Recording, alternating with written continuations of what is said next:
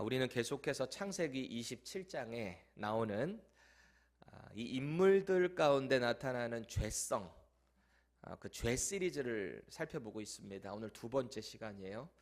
우리가 지난주에는 이 장자를 축복하는 과정에서 이 이삭이 저질렀던 그 죄를 살펴봤습니다. 기억나세요? 두 가지 죄성을 제가 지적을 했었는데, 하나는 뭐냐? 하나님의 때가 아닌데 자기 뜻대로 장자권을 줘버렸습니다. 그로 인해서요, 그 하나님의 때가 아닌데 줬잖아요. 왜냐하면 자기는 이제 곧 죽을 것 같았거든요. 근데 기록에 보면은 장자권을 주고 난 이후에 뻘쭘하게 실이 40년이나 더 삽니다. 뭔가의 이 후계자를 주고 당신의 때에 딱 죽고, 이게 안수를 하고 축복권 주고 나서 그리고 품에 안기면 참 좋은 그림일 텐데 40년이나 또 살았어요. 아마 제 생각에는 그 40년을 살면서도 이런저런 후회의 그런 과정들을 지나지 않았겠는가 싶습니다. 두 번째, 이삭이 잘못했던 죄가 뭐였냐? 분명히 하나님께서 선택하신 그 장자권의 아들은 야곱이었거든요. 분명히 들었거든요. 알았을 거예요. 그런데 자기의 생각과 자기의 뜻으로 생물학적인 장남인 에서에게 복을 줬다라는 겁니다. 하나님의 뜻을 어긴 거예요. 나이가 많이 들어서 육적으로 눈도 어두워졌거든요. 앞을 잘 보지 못했습니다. 이삭이 노년에. 근데 육적인 눈이 어두워져 있을 뿐만 아니라 영적인 눈도 어두워지다 보니까 하나님의 뜻을 보지를 못했다라는 것입니다. 그게 결국 어두운 죄성의 결과로 나타났다라는 것을 살펴봤어요. 이렇게 우리는 하나님의 분명한 축복의 통로가 야곱에게 열린 것을 우리는 다 보는데 이삭은 그걸 보지 못했거든요. 그렇게 온유하고 겸손하고 하나님의 복의 통로를 복을 받은 이 이삭마저도 그렇게 노년에 영적으로 깨어있지를 못하면 이런 실수를 범한다라는 걸 봤습니다. 하물며 저와 여러분들은 어떨까요? 우리가 하나님의 말씀과 기도 가운데 자꾸 영적으로 깨어있지를 않잖아요. 그러면 자꾸 하나님의 뜻이 아닌 내 생각과 나의 판단과 내 경험으로 의해서 자꾸 우리는 엉뚱한 짓을 하게 됩니다. 그러다가 영적으로 넘어져요. 넘어진 상태에서 허우적거리다가 아유 그냥 이렇게 사는 거지 뭐. 이런 인생들이 얼마나 많은지 모르겠습니다. 오늘 우리가 이 본문 가운데 다시 한번 우리가 영적으로 경계하는 시간이 됐으면 좋겠어요. 내 안에는 과연 이런 죄성이 있지는 않은가. 그렇게 오늘 우리는 이제 창세기 27장에 나오는 죄 시리즈 두 번째 시간, 이제 이삭의 와이프인 리브가의 죄에 대해서 한번 살펴보려고 합니다. 하나님 말씀 읽을 때는요, 언제나 이 죄의 모습이 나한테도 있다라는 생각을 하고 들으셔야 돼요. 그리고 읽으셔야 됩니다. 이 메시지가 나에게 오는 하나님의 편지라는 사실을 아시고 보시고 들으셔야 된다라는 겁니다. 리브가의 모습이 우리 안에도 분명히 있을 거예요. 그런 죄성이 있으면 낱낱이 드러내셔야 돼요. 그리고 이따가 우리 말씀 끝나고 합심 기도할 때 하나님께 다 쏟아내셔야 돼요. 예수님의 십자가 앞에 다시 다 내려놓으시고 하나님 저 다시 시작하겠습니다. 다시 믿음의 자리로 나아가겠습니다. 그런 믿음의 결단이 있기를 축원합니다. 오늘 본문에도 역시 에서와 이 야곱을 대하는 부모님의 편애가 그려지고 있어요. 편애. 한 가정의 불화의 시작이 부모가 자식들을 어떻게 편애하는가에 따라서 파가 갈라지기 시작합니다. 이 이삭의 집에 그런 편애로 인해서 불화가 시작이 됐다라는 거예요. 아버지 이삭은 생물학적인 장남인 이 에서를 사랑했어요. 아꼈어요. 물론 다 사랑했겠지만 조금 더 호감을 가졌다라는 표현으로 우리가 이해를 하면 좋겠습니다. 왜 그랬냐? 에서가 사냥꾼이었잖아요. 전문가였습니다. 그가 사냥해온 고기로 아버지에게 음식을 해드리고 고기 잘 구워드리고 그렇게 마음을 기쁘게 해드렸다는 거예요. 그래서 이삭은 장남인 남성스러운 아들 에서를 더 많이 아꼈다라는 것을 우리는 봤습니다. 반대로 어머니 리브가는 어때요? 좀 더 가정적이고 자기 이야기도 들어주고 집안일도 돕고 그런 야곱을 더 선호했다. 더 아꼈다라는 것을 봤습니다. 이런 집안의 편애가 이미 있었던 상황에서 어느 날 이 아버지 이삭이 장남 에서에게 하는 말을 우연하게 이 엄마가 들은 거예요. 지나가다가 리브가가. 근데 그 얘기가 뭐냐? 이 에서에게 장자권을 주겠다는 거예요. 내가 너를 크게 축복하려고 하니까 내가 좋아하는 그 고기 잡아갖고 와가지고 요리해. 내가 맛있게 먹고 너를 축복할 거야. 이 얘기를 지나가다 우연히 들었어요. 와이프가, 리브가가 말이죠. 5절 보세요. 이삭이 그의 아들 에서에게 말할 때에 리브가가 들었더니 에서가 사냥하여 오려고 들로 나가매. 이렇게 지금 상황의 스토리를 우리에게 알려주고 있습니다. 자기 남편 이삭하고 장남인 에서가 이 대화를 하는 것을 들은 순간 리브가의 마음이 분주해지기 시작했을 겁니다. 왜 그랬을까요? 왜 리브가의 마음이 분주해졌을까요? 이 에서가 장자권을 물려받는 것을 가만히 보고 있을 수가 없었어요. 리브가가. 이건 아니다 싶었을 거예요. 왜요? 이 장자권은 누구에게 가야 되는 거예요?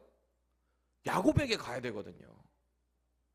근데 이게 에서에게 간다고 하니까 이게 큰일 났다 싶은 겁니다. 그래서 에서가 사냥하라고 들러 나간 순간 바로 집안에 있던 야곱을 부르는, 야곱아 일로 와봐. 지금 뭔가 야단이 났어요. 뭔가 급해요. 오늘 6절 7절 세 번역으로 같이 읽겠습니다. 시작. 리브가는 아들 야곱에게 말하였다. 얘야, 나 좀 보자. 너희 아버지가 너희 형에게 하는 말을 내가 들었다. 사냥을 해다가 별미를 만들어서 아버지께 가져오라고 하시면서 그것을 잡수시고 돌아가시기 전에 주님 앞에서 너희 형에게 축복하겠다고 하더라. 얘기를 하고 있어요. 뭔가 급해요. 야, 네 아빠가 이런 말을 한다 그러는 거예요. 근데 내가 볼 때는 이거 아니다. 그 축복권 네가 받아야 된다. 이러고 있는 겁니다. 딱 이 말투에서만 봐도 큰아들 에서보다 작은 아들 야곱을 얼마나 편애하고 있는지가 벌써 딱 여기 나오고 있어요. 분위기만 봐도. 또 이 말을 듣고 있었던 야곱도 평소에 어머니 리브가가 자기한테 했던 행동들이 있거든요. 그러다 보니까 그 엄마의 말을 귀를 기울이고 듣고 있었을 겁니다. 그렇지. 엄마는 언제나 형보다 나를 더 아끼시지. 그런 생각을 했을 것 같아요. 그리고 리브가는 이제 그 축복 쟁탈 작전을 지시를 하기 시작합니다. 우리 계속해서 세 번역으로 8절에서 10절 읽어보겠습니다. 시작. 그러니 얘야, 너의 어머니가 하는 말을 잘 듣고 시키는 대로 하여라. 염소가 있는 데로 가서 어린 것으로 통통한 놈 2마리만 나에게 끌고 오너라.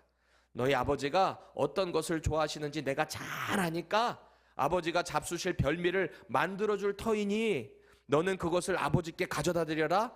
그러면 아버지가 그것을 잡수시고서 돌아가시기 전에 너에게 축복하여 주실 것이다.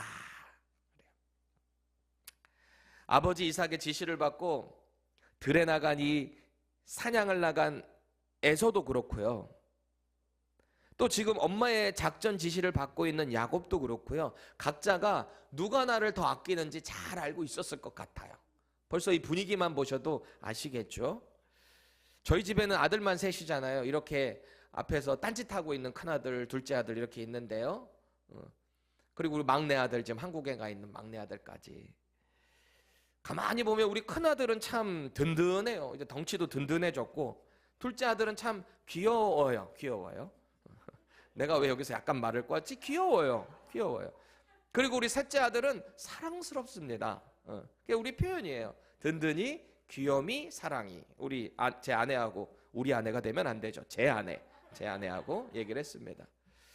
우리 큰아들 이제 10살 거의 다 돼가고 둘째 아들 7살 다 돼가고 제 셋째가 이제 3살 다 되어 가는데 아무래도 막내니까 손이 더 많이 가잖아요. 또 제가 이 첫째, 둘째는 달라스에서 부목사 할 때 너무너무 바쁘고 그래서 새벽기도 매일 나가고 어떤 날은 새벽에 나갔다가 밤늦게 들어오기도 이러니까 또 그러고 또 일찍 나가야 되니까 혹여라도 또 방해가 될까 봐 방도 따로 쓰기도 하고 그랬거든요. 그러니까 사실 첫째, 둘째는 제 아내가 고생하면서 많이 키웠습니다. 근데 이제 담임 목회를 하면서 여기서 또 안정감을 가지며 우리 막내는 제가 또 같이 데리고 자다 보니까 아무래도 손이 더 많이 가고 그런 분위기가 있을 수가 있겠죠. 그러다 보니까 어느 날 이 큰애 둘째가 좀 약간 아빠가 편애한다는 생각을 했던 것 같아요. 막내에게. 그럴 만도 한 게 저도 가만히 생각을 해보니까 첫째 둘째한테는 야! 하지마! 이거 해라! 뭐 이런 식인데 막내한테는 병은아, 이 온도차가 있다는 거예요. 제 아내가 얘기를 하는데, 증언을 하는데, 어느 날 이 두 아들들이 약간 좀 서운했던 것 같아요. 마침 지금 아내가 막내 데리고 한국에 지금 치료차 가 있잖아요. 아내가 몸이 조금 치료를 필요해서. 그리고서 이제 제가 두 아들들을 데리고 있다 보니까 이 둘째 아들이 자기가 지금 막내가 된 기분인 것 같아요. 그래서 어리광도 더 많이 부리는 것 같기도 하고, 오, 우리 아가 그랬죠? 제가 또 막 이렇게 하니까 아주 좋아해요. 아주 좋아해요. 근데 큰아들이 시큰둥하면서 그래요. 나는 여전히 첫째야. 달라진 게 없어. 제가 이 두 아들 일부러 더 스킨십 많이 해주고, 더 많이 안아주고, 애교도 더 많이 이게 떠는 거 안아주고, 편애하면 안 되겠다. 마음은 그렇지는 않은데 손이 더 많이 가다 보니까 그렇게 보여질 수도 있겠구나. 조금 더 신경 써야 되겠구나. 그런 마음이 들더라고요. 그런데 오늘 이 리브가와 이삭을 한번 생각을 해보실래요? 이삭은 지난주에 살펴봤으니까 오늘 리브가를 한번 생각해 보세요. 리브가가 지금 이렇게 남편 이삭을 속여가면서까지 그 장자권을 야곱에게 주려고 하는 이유가 뭘까요? 그냥 단순히 편애를 하기 때문에 리브가가 그렇게 하는 걸까요? 그렇지는 않을 겁니다. 지금 이 리브가는요, 남편을 속여서라도 이 장자권을 줘야 할 이유가 있어요.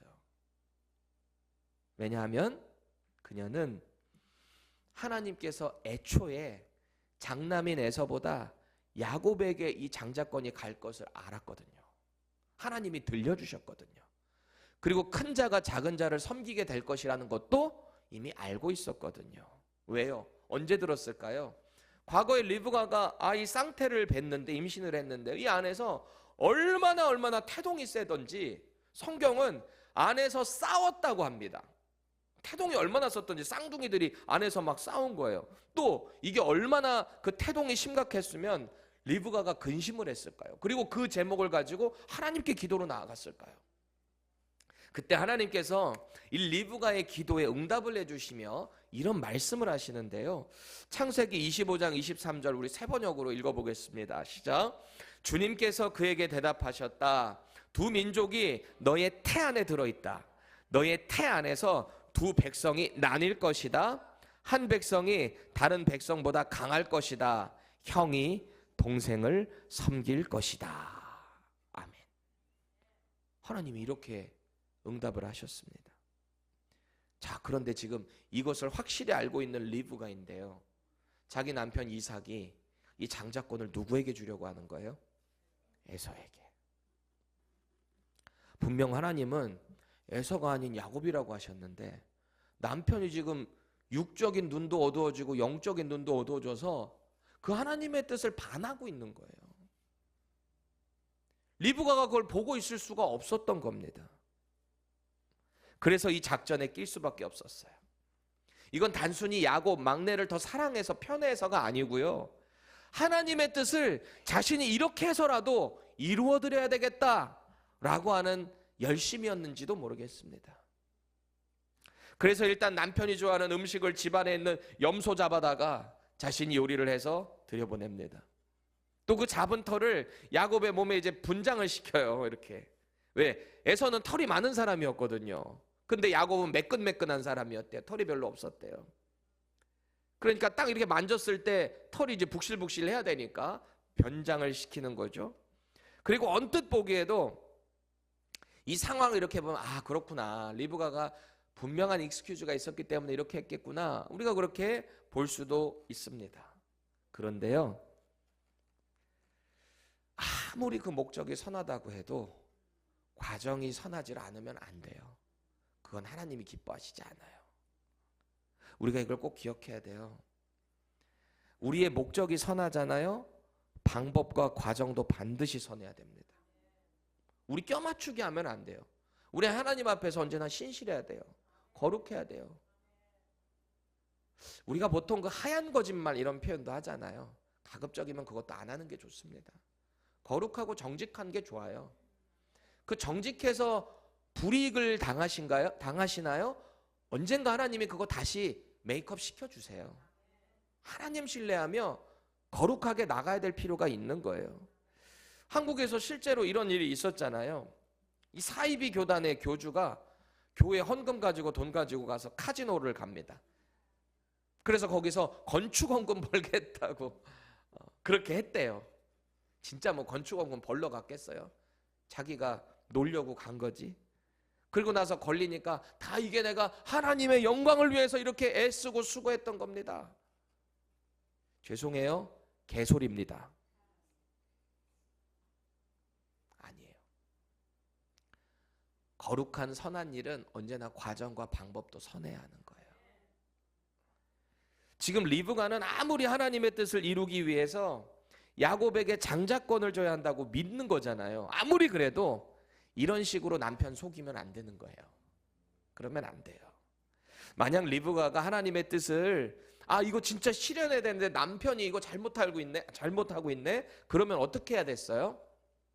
여보, 근데 이게 아니에요. 그렇죠? 충분히 기도하고 또 이 하나님께서 이 과정 가운데 선하게 인도하실 것을 믿고 그렇게 하면 돼요. 이삭도 축복의 통로고 믿음의 사람인데, 온유한 사람인데 기도하고 나간 그 아내의 말을 무시했을까요? 분명히 말씀을 근거로 설득을 했어야 돼요. 하나님의 말씀 근거로 설득하면 이삭이 저는 그렇게 거절하지는 않지 않았을까 싶기도 합니다.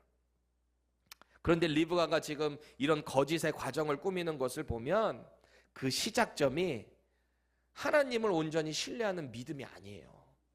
자신이 뭔가 이거를 이뤄내야 된다라고 하는 교만 아닐까요?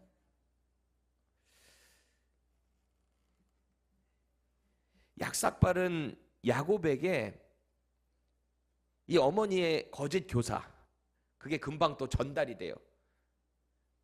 야곱도 원래 그랬잖아요. 팥죽으로 장자권 뺏으려고 그랬고 얼마나 그런 시도들이 많았습니까? 금세 이게 또 서로 마음이 통했어요. 그럼에도 불구하고 에서가 그 장자권 포기하지 않을 거 야곱도 분명히 알고는 있었을 겁니다. 그래서 결국은 이렇게라도 내가 장자권 가져가야 되겠다. 어머니 뜻을 따른 거예요. 암묵적 동의를 한 거예요. 어쨌든 똑같이 따라 했잖아요. 야곱도 동조한 거죠. 그런데 문제는 음식과 겉모습은 뭐 그렇게 대충 변장을 할 수 있다 해도 문제는 목소리인 거예요. 목소리. 그렇죠? 나름대로 이 야곱이 형을 성대모사 할 수도 있겠죠. 근데 한계가 있을 거 아닙니까? 만약에 성대모사 하다가 걸리기라도 하면 이 축복받으러 들어갔다가 저주받을 일 아닙니까? 그렇잖아요. 무서웠을 거예요. 아마 야곱도. 그때 어머니가 이런 비장한 말을 하거든요. 13절입니다. 어머니가 그에게 이르되 내 아들아 너의 저주는 내게로 돌릴지니 내 말만 따르고 가서 가져와. 잡아와. 내가 요리할게. 빨리 시작하자. 네 형 온다. 이거예요. 여러분 우리가 말 조심해야 되는 이유가 여기 있어요. 지금 리브가가 뭐라 그래요? 너의 저주는 나에게 돌려. 굳이 말할 필요 뭐 있습니까? 여러분 하나님은 우리가 하는 모든 말을 다 들으세요. 다 듣고 계세요. 그렇죠? 민수기서에 뭐라 그래요? 불평불만하는 그 이스라엘 백성들을 향해 뭐라 그래요? 내 말이 내 귀에 들린 대로 내가 시행하리라. 불평, 불만, 저주. 우리 입술의 열매, 입술의 지혜를 가져야 돼요. 자 보세요. 그대로 리브가에게 이 저주가 적용이 되는데요. 훗날 야곱이 어쨌든 장자의 축복을 받습니다. 근데 에서가 돌아왔잖아요. 에서가 난리가 나죠. 저거 진짜 내가 죽여버리겠다. 진짜 화가 났어요. 그 사실을 또 들어요. 리브가가. 형이 막 노발대발 화를 난 걸 들어요. 그리고 나서 야곱을 또 부릅니다. 그리고 살짝 귀띔을 해주는데요. 창세기 27장 43절에서 45절 세 번역입니다. 읽겠습니다. 그러니 나의 아들아, 내가 시키는 대로 하여라. 이제 곧 하란에 계시는 라반 외삼촌에게 가거라. 내 형의 분노가 풀릴 때까지 너는 얼마 동안 외삼촌 집에 머물러라. 내 형의 분노가 풀리고 내가 형에게 한 일을 너희 형이 잊으면 거기를 떠나서 돌아오라고 전가를 보내마. 내가 어찌 하루에 자식 둘을 다 잃겠느냐. 이렇게 말해요. 내 오라비한테 가 있어. 내가 전가를 보낼게. 때가 되면 그때 와. 이 말이잖아요. 리브가는 이때 당시만 해도 어느 정도 시간이 지나면 에서의 분이 풀릴 줄 알았던 것 같아요. 그런데 리브가는요, 죽을 때까지 사랑하는 아들 야곱 못 만나요. 못 만나요. 여러분, 살아있는 자녀를 어떤 집안의 분열, 문제 때문에 평생 못 보다가 죽는 것만큼 저주가 어디 있을까요? 우리가 자꾸 말 조심해야 돼요. 하나님의 뜻이라고 우리가 믿고 행하는 그것에 우리의 죄성의 거짓과 속임수가 들어가잖아요. 그거 하나님 뜻 아니에요. 나의 욕심일 뿐입니다. 하나님은 그런 거짓 가운데 하나님의 뜻을 이루지 않으세요. 하나님은요, 거룩하신 분이세요. 하나님 못하시는 거 딱 2개 있다 그랬죠. 뭔지 아세요? 첫 번째, 거짓말 못하세요, 우리 하나님은. 2번째, 말씀하신 것을 번복하지 못하세요. 그런 하나님이세요, 우리 하나님이. 하나님의 지혜를 자꾸 구해야 돼요. 이게 하나님의 뜻이 아닌 것 같은데 라고 하면 돌이키시고요. 이게 분명히 하나님의 뜻인데 내가 뭔가에 거짓을 해야 되겠다, 뭔가에 꼼수를 써야 되겠다 라고 생각이 드는 순간 그건 하나님의 뜻이 아니에요. 그 과정도 신실해야 돼요. 거룩하셔야 돼요. 당장은 그 길이 돌아가는 길로 느껴질 수도 있어요. 하나님은 이걸 원하시지 않을 것 같아. 아니에요. 그거는 내가 원하지 않는 거예요. 하나님 핑계대지 마세요. 하나님이 분명한 어떤 목적을 주시고 그 길로 나를 인도하신다라고 믿으신다면 신실하게 믿고 나아가시면 돼요. 그 순간순간을, 과정을 거룩하게, 정직하게, 최선을 다해서 나가시면 하나님이 결국에는 당신의 선한 길로 인도하세요. 이걸 믿으셔야 돼요. 여러분, 리브가가 어떤 인물이었나요? 우리가 지금까지 살펴봤던 리브가 지금 막내 아들 장자권 해주겠다고 막 속임수만 하는 그런 여인입니까? 이 여인 원래 이런 사람 아니에요. 우리가 앞서 살펴봤던 리브가 어떤 여인이었습니까? 하나님께서 아브라함의 늙은 종을 보내서 아들 이삭에게 약속된 며느리감을 만나게 해주신 주인공, 그 주인공이 리브가예요. 평생을 메소포타미아 그 지역에 살았던 여인입니다. 그런데 어느 날 하나님의 분명한 인도하심과 간증을 가지고 온 아브라함의 늙은 종이 왔어요. 그리고 자신이 하는 행동이 다 하나님께서 예비하셨다, 나를 선택하셨다, 그래서 나는 나의 남편을 만나러 저곳으로 가나안으로 가야 된다, 이 얘기를 딱 들었어요, 리브가가. 그때 뭐라 그래요? 자기 오라버니와 아빠는 여기 좀 더 머물러 있다 가라, 당장 어떻게 이렇게 빨리 가냐. 근데 리브가가 뭐라고 했던 사람이에요? 아니에요, 이게 하나님의 뜻이면 저 지금 갈래요. 배은망덕한 게 아니고요, 딸 다 키워봐도 소용없다, 이게 아니고요, 하나님의 뜻이기 때문에 믿고 가는 거예요. 믿음의 여인이 바로 리브가였습니다. 믿음의 여인. 그리고 오늘 역시 하나님의 말씀을 이미 들었던 여인이었기 때문에 남편이 잘못된 선택을 하는 걸 보고 어떻게 해서든지 그 하나님의 뜻을 이루어가려고 애를 썼던 여인 리브가였습니다. 그런데 그 과정이 너무 무리한 시도였다라는 거예요. 리브가는 이렇게 생각했을지도 몰라요. 하나님이 이거 기뻐하신다, 이게 하나님의 뜻이야. 자신을 자꾸 정당화시켰을지도 모르겠습니다. 자, 근데 보세요. 우리가 지난주에 나눴던 이삭의 죄, 그리고 오늘 리브가의 죄, 공통적인 게 하나 있어요. 그게 뭘까요? 하나님의 뜻을 무시하고 자기 생각으로 밀어붙였다는 거예요. 이게 죄예요. 성경이 말하는 죄의 핵심이 뭡니까? 내가 하나님의 자리에 앉으려고 하는 거. 내가 법이 되는 거. 이 법은 하나님이 주시는 거거든요. 근데 우리 인생은 살아가면서 자꾸 우리가 법이 되려고 해요. 그러니까 하나님의 뜻을 자연스럽게 거역할 때가 많다라는 겁니다. 그러다 보면 자꾸 엉뚱한 짓 하고, 그러다 보면 하나님이 원하시는 자리가 아닌 죄의 자리에 앉아있고 서게 되는 우리의 모습 보지 않습니까? 우리가 자꾸 어떤 하나님의 뜻인데 이게 긴가민가 헷갈릴 때 그때 딱 스탑하셔야 돼요. 그리고 하나님께 지혜를 구하셔야 돼요. 그리고 신중하게 결정하셔야 돼요.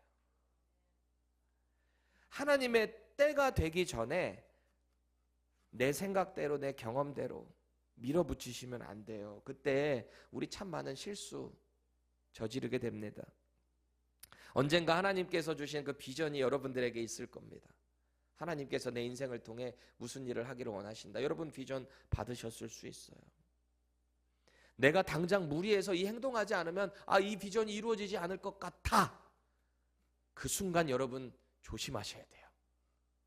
그게 하나님이 원하시지 않는 길로 갈 수 있다는 거거든요. 거짓과 속임수를 하게 되더라도 결국 이 모든 것이 하나님을 위한 거야. 합리화시키려고 하는 유혹이 올 때 스탑하셔야 돼요. 그거 하나님 원하시지 않습니다. 여러분 그렇게 우리의 생각으로 뜻을 가게 될 때 결과는 거의 비슷해요. 당장 드러나지 않을진 몰라도 언젠간 드러나요. 그게 결국 실수였다는 것을 하나님은 반드시 깨닫게 하실 겁니다.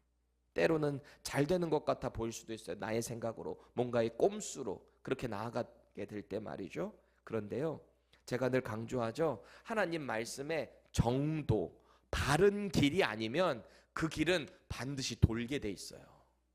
우리 이스라엘 봐도 알잖아요.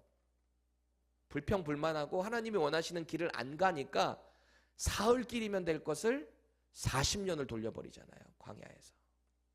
꼭 기억해야 돼요. 그렇게 무너지는 실패를 우리가 경험할 수도 있거든요. 잘못된 선택으로. 그럼 우리는 그때 이걸 깨달아야 돼. 이게 하나님의 때다. 내가 다시 돌이켜야 될 때다. 철저히 회개하시고 하나님이 원하시는 길로 다시 돌이키면 되는 거예요. 늦지 않았어요. 깨달은 그 타이밍이 제일 빠른 타이밍이에요. 그럼 하나님이 그 순간을 통해 다시 하나님의 길을 인도하실 것입니다. 믿으셔야 돼요. 실패했다고 좌절하고 주저앉지 마세요. 실패를 했기 때문에 다시 회복시켜 주실 하나님을 소망할 수 있게 되는 겁니다. 나의 인간적인 방법이 실패했기 때문에 다시 선하신 하나님의 능력을 기대할 수 있게 되는 것입니다. 여러분, 오늘 우리는요, 하나님의 뜻을 인간적인 방법으로 몰아세운 이 리브가의 모습을 봅니다. 결국 한 가정의 신뢰가 깨져요. 연합이 깨져요. 가정이 분열이 돼요. 자식들 둘이 서로 죽이겠다고 난리가 났어요. 하나는 도망가야 돼요. 이 분열 어디서부터 시작됐을까요? 하나님의 뜻을 온전히 신뢰하지 못한 부모로부터 시작됐다라는 거 우리가 기억을 해야 됩니다. 기억하셨으면 좋겠어요. 하나님의 뜻과 그분의 일하심은 언제나 신실하세요. 그리고 선하세요. 언제나 오르세요. 그분의 인도하심이 더디게 가는 거일 수도 있어요. 우리에게 보일 때, 경험될 때. 하나님 왜 내게 이렇게 역사를 안 하시지? 내가 그렇게 기도를 했는데 하나님 도대체 언제 일하시려고요? 그렇게 느껴질 때도 있습니다. 그런데요, 분명한 사실 한 가지는 하나님은 언제나 선하시다는 거. 우리가 이거는 믿어야 돼요. 내가 이해되지 않아도 그건 성경이 그렇게 말씀하고 있기 때문에 믿으셔야 돼요. 우리가 하는 이 사역도 마찬가지입니다. 교회 사역도. 저도 이 목회를 하면서 참 많은 갈등과 어떤 어려움들을 경험하게 될 때 이렇게 하면 되겠지 하는데 안 될 때가 많아요. 근데 하나님 저 이제 못하겠습니다. 하나님이 해주세요. 하면 하나님이 그때부터 일을 하시더라고요. 내가 살아가는 인생도 마찬가지입니다. 여러분들이 살아가는 삶의 모든 영역도 마찬가지예요. 여러분들이 병원에서 일을 하시던, 학교에서 일을 하시던, 어디에서 일을 하시던 간에 우리의 인생이 하나님께 붙잡혀 있음을 우리가 믿어야 되는 거예요. 우리를 당신의 피값으로 사신 예수님이 우리의 주인이라는 거 우리 자꾸 고백해야 돼요. 그러니까 내가 내 인생을 자꾸 이끌어가는 것 같지만 나는 주님의 것, 주님이 나의 인생을 인도하셔요. 내가 이 교회 사역하는 것 같지만 이건 하나님의 비즈니스예요. 제 비즈니스 아니에요. 제가 얼마 전에 고백한 거예요. 기도하면서, 하나님, 이거 제 비즈니스 아니잖아요. 하나님 하세요. 하나님이 하세요. 전 이제 몰라요. 하나님이 하세요. 그럼 하나님이 하실 거라고 저는 확신합니다. 제가 손 놓겠다는 얘기가 아니라 최선을 다하며 하나님의 뜻을 구할 때 하나님이 일하신다라는 겁니다. 우리가 이 믿음을 꼭 가졌으면 좋겠어요. 그래서 언제나 우리가 하나님의 뜻, 그럼 우리 어떻게 알아야 돼요? 이 말씀밖에 더 있어요. 하나님이 우리에게 주신 이 말씀에 우리 인간의 모든 삶이 다 나와 있잖아요. 인간관계 어떻게 돼야 되는지, 어려움 만날 때 어떻게 해야 되는지, 우리 인생에 문제 있을 때, 고민이 있을 때, 답답함 있을 때, 절망을 경험할 때 어떻게 해야 되는지 여기 다 나와 있잖아요. 그럼 이거 읽으셔야죠. 배우셔야죠. 그리고 하나님의 뜻을 아셔야죠. 그리고 기도하셔야죠. 그럼 하나님 힘 주세요. 평강 주세요. 말씀 알기 전에, 기도하기 전에 그렇게 답답하고 힘들었는데 기도하고 말씀 가운데 하나님의 뜻을 아뢰다 보니까 뭔가 모르는 세상이 알 수 없는 평강이 내 안에 조금씩 살아있기 시작해요. 그걸 누가 설명할 수 있겠어요? 상황은 변한 게 하나도 없는데 내 마음이 평강이 찾아오면 문제 끝 아니에요? 그럼 이길 수 있는 힘도 주님 주시지 않겠습니까? 이 믿음 꼭 소유하시길 바랍니다. 우리 안에 죄가 있으면 이 시간에 우리 이제 기도할 텐데 하나님 앞에 낱낱이 아뢰세요. 하나님 죄송해요.